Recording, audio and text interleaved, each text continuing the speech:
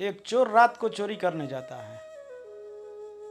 जब वो चोरी करने जाता है, घर में प्रवेश करता है चोरी करने के उद्देश्य से, तो घर के लोग जग जाते हैं। चोर भागने लगता है, घर वाले लखेत लेते हैं, घर वाले पीछा करने लगते हैं, मोहल्ले वाले भी पीछा करने लगे, गांव के चौकीदार भी पीछा करने लगे, पुलिस वाले भी पीछे हो लिए, और चोर भागते जा रहा था।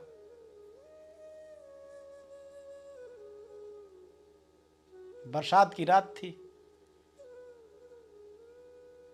थोड़ी बहुत बारिश की बूंदें भी बरस रही थी। चोर भागता जा रहा था, गांव वाले पीछा करते जा रहे थे। चोर ने तो सोचा कि आज तो मेरा अंतिम दिन है, आज मैं जीवित नहीं बचने वाला हूं। चोर भागते भागते जब गांव से बाहर जाता है, तो गांव के बाहर जब जाता है तो देखता है कि वहां पे एक नदी थी। नदी भी उफान पर थी। सोचा कि अगर इस नदी में कूद जाऊंगा तो बच सकता हूं, लोगों से तो बच सकता हूं, लेकिन नदी के उफान से नहीं बच सकता। मुझे तैरना नहीं आता। उसे कुछ सूझ नहीं रहा था। लोग पीछे आ रहे थे। दोनों तरफ मौत दिखाई दे रहा था। फिर उसने देखा कि वहीं पे एक चीता का भस्म पड़ा हुआ है, वहां दाह संस्कार किया गया था। तो चोर ने क्या किया, तुरंत अपना कपड़ा सारा उतारा और उतार के नदी में फेंक दिया, और चीता का भस्म उठा के पूरे शरीर में घस के और वहीं बैठ गया, पूरा नंग धड़ंग आसन लगा के। पीछे से गांव वाले पहुंचे तो चोर का तो कोई अता पता था नहीं। देखा कि एक साधु महाराज इस बरसात में बैठे हुए हैं चीता के पास, नंग धड़ंग।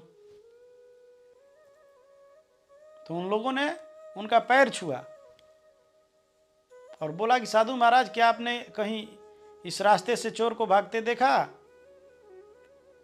उन लोगों ने उनका चरण स्पर्श किया और बोला कि साधु महाराज, इस रास्ते से आपने चोर को भागते हुए देखा? तो उस चोर ने कहा कि उन लोगों ने मेरा चरण छुआ, मेरा पैर छुआ,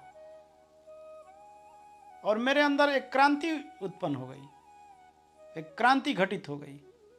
मेरे मन में यह विचार आया कि अगर मैं झूठा साधु हूं तो लोग मुझे इतना मान सम्मान कर रहे हैं, तो मैं सच्चा हो जाऊंगा तो लोग क्या करेंगे। धोखा देने चला था, धोखा खा गया। मेरे अंदर के भाव मिटने वाले नहीं थे। मैं तो वहीं रम गया, चोर वहीं रम गया। फिर तो जो गांव वाले देख के आए थे, गांव में चर्चा होने लगा, कितनी रात को कोई बैठा तपस्या कर रहा है शमशान में। लोग दर्शनों को आने लगे और वो चोर वहीं रम गया। धीरे धीरे ख्याति दूर दूर तक फैलने लगी। वहां के राजा को आना पड़ा। वहां राजा ने आया और चरण छुआ और बोला कि महाराज, आप कहां से आए हैं?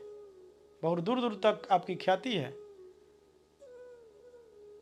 धन्य भागा आप हमारे कि आप हमारे यहां पधारे। आप कहां से आए हैं? तो उस चोर ने कहा कि अब तो साधुता इस जगह आ गई है कि मैं झूठ भी नहीं बोल सकता।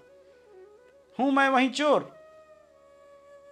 अपनी कहानी बताई कि धोखा देने चला था, धोखा खा गया। उन लोगों ने मेरा चरण छुआ और मेरी दीक्षा हो गई। मेरे मन में क्रांति घटित हो गई कि मैं झूठा साधु हूं तो लोग इतना मान सम्मान कर रहे हैं, सच्चा हो जाऊंगा तो लोग क्या करेंगे। तो अब तो साधुता इस जगह आ गई कि मैं झूठ नहीं बोल सकता।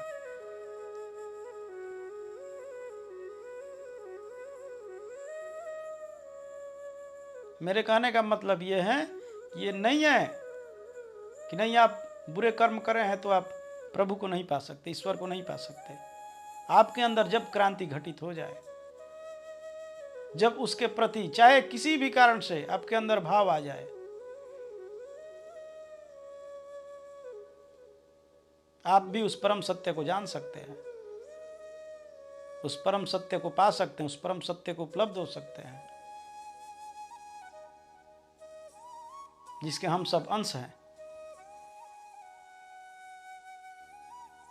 जिससे पूरी सृष्टि चलायमान है, जो सृष्टि के कण कण में है। आपके अंदर भी अद्वैत का भाव आ जाएगा।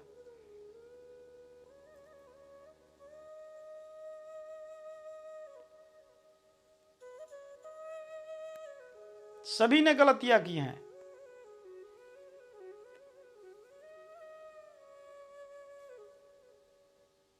छोटे से बड़े हुए हैं सभी लोग,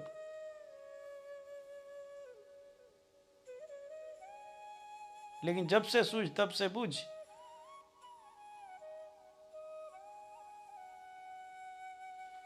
अपना रास्ता